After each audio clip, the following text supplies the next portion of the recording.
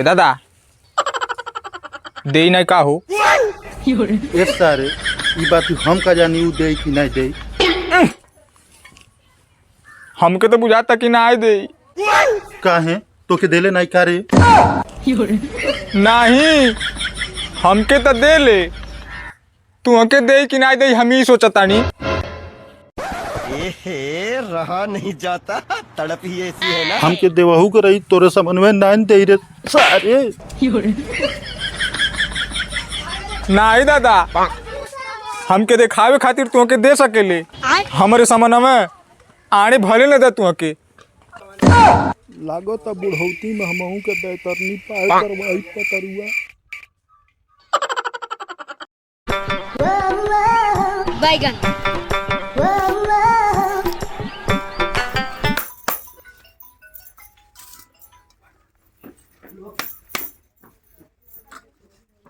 उठाइए ना। का सोचत रहल है? खाना में देवे के उ बात करत रहल है। ले आवत हो दादा तू आऊ के उठाइए ना।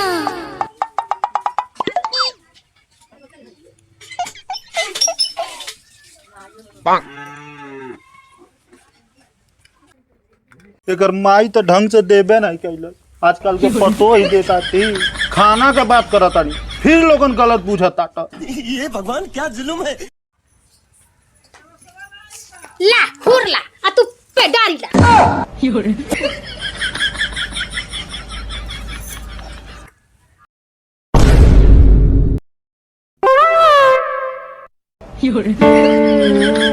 हम कोयलरी के रिटायर हैं। है रोटी खाए रोटी है कि कोयला है? जाना तानी कोयलली के कलेक्टर नहीं रहला, चपरसिया न रहला 40 साल। इहा चाटे का परी हुरे का परी। हां कहां से चाउमीन खाइबा? ये भगवान क्या जुल्म हम है। कोयलरी के रिटायर हैं। हे कोयलली के रिटायर हाय ठकरिया लाइका बाई के कौन डाड़ी तो धरवा देला। हां हमरिया नसीब फूटल करेठवा के पा गईली ओ दादा।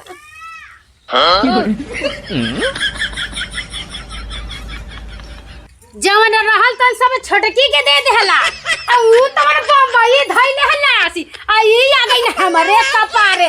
हमरा नसीब खूब खराब है दादा हो दादा। हम कोयलरी के रिटायर हैं। ते दल इधर एक बेटी हमसे जबान लड़ाई भी। आय हो दादा ई का कइले ये दादा? अरे हमार दादा ई का कहनी रे सारे?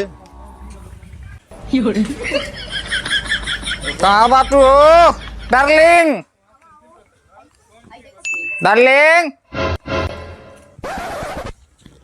अरे दो गलावा पियले बड़े का रे भड़ुआवा। हां तोरे पियले बानी? तोर होश नहीं बतानी को।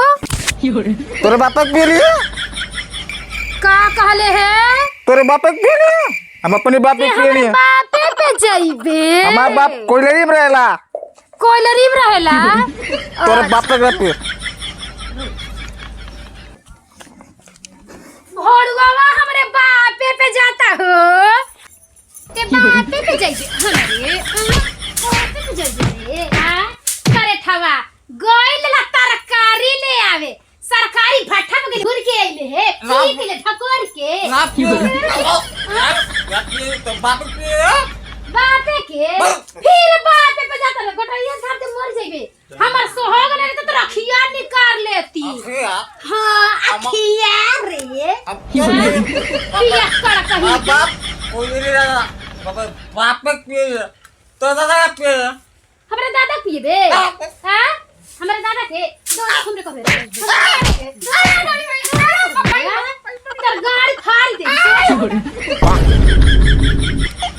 तू करे माई के जवन मन कइल रात मार लेल रहता एक बेर, लेकिन ओकरे दादा में अंगूरी कइल जरूर काहे मर दे। दू मर दे दादा ई का कइला हो? का कहली रे सारे?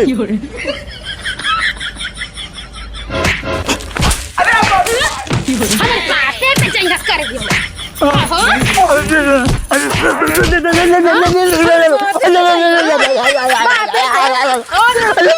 अरे अरे बाप जान ले रे दादा।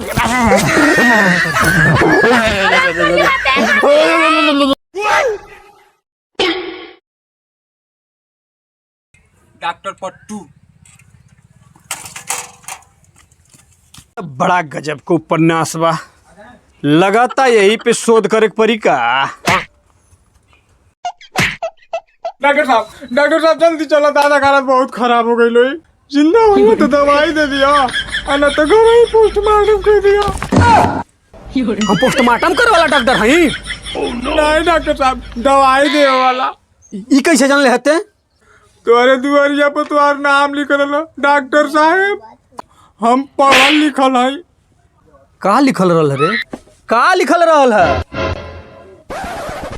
डॉक्टर पट्टू। अगवा कोष्टक में पीएचडी लिखल रहल, तो दादा पढ़िया।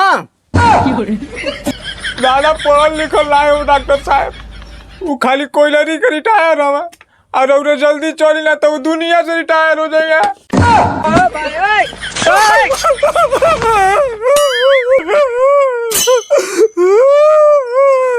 हमारे दादा तो बाद में मुझे ई सारे डॉक्टर तो ऐसे रोता जैसे करमाई मर गई लोग है।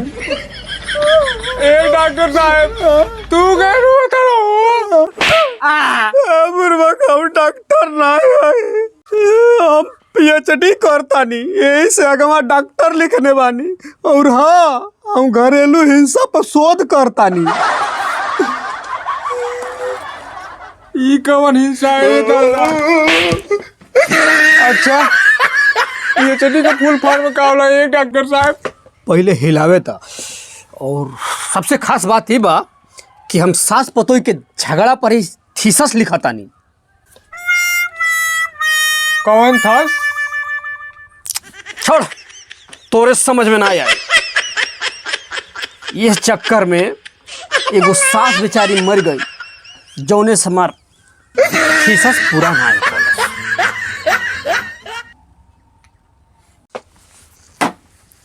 लेकिन अब हम ससुर पतोह पर थीसिस लिखब, जिससे हमके डॉक्टरेट के डिग्री मिल जाए।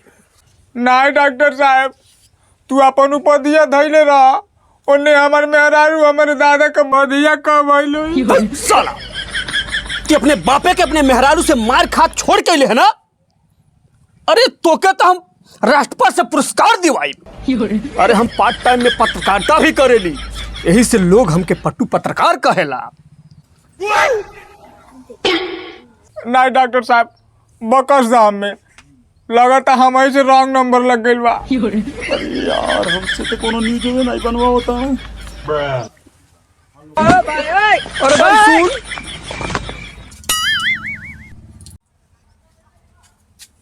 हाँ डॉक्टर साहब। भाई देख, तोरिए जैसन कुछ क्लाइंट आ गई ना, ऐसे हम देख भाई दवाइयों बेचे लागल बानी।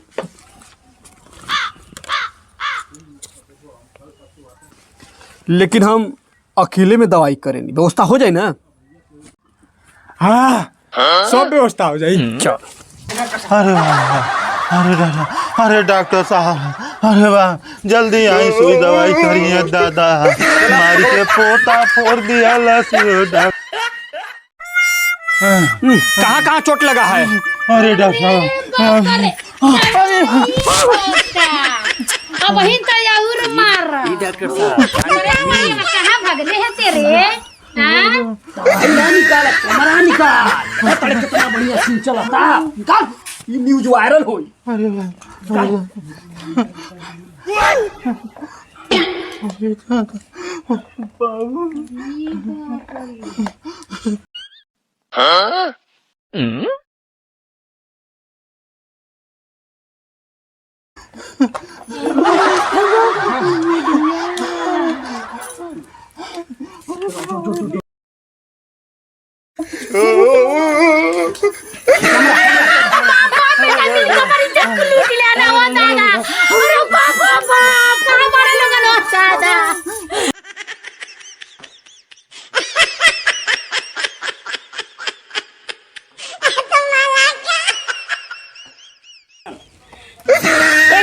नंबर साहब, हमारी इज्जत को लूट लिया ना, मर मर मरद और मर ससुर मिल के मीडिया वाले आइल बाने एक पट्टू पत्रकार आइल बा वो दादा भाग यहाँ से देखो तो अरे पुलिस साहब वाला जल्दी होती है। आई कुल भागा चलो था ये पिक्चर हो जाए। भाग। भाग